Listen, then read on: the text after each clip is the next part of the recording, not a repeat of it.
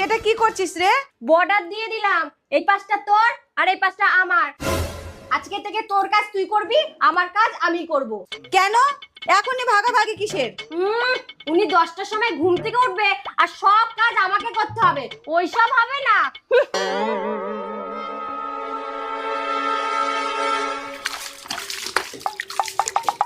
এই তোর জল আমার দিকে আসছে কেন? জল গেলে আমি কি করব?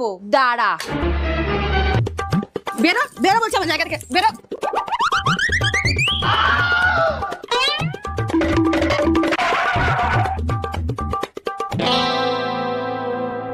কি গো চলে আসো, বাদশাহী পোলাওটা হয়ে গেছে তো? হ্যাঁ আসছি।